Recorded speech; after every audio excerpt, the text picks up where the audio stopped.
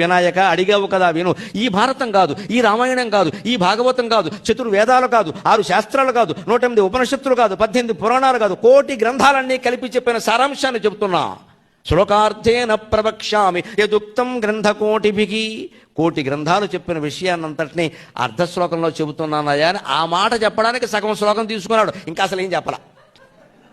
మరి ఏం ప్రతిజ్ఞ చేశాడైనా? ఆయన శ్లోకంలో చెప్పబోయా అంటే సగం శ్లోకంలో చెప్తా అన్నాడు.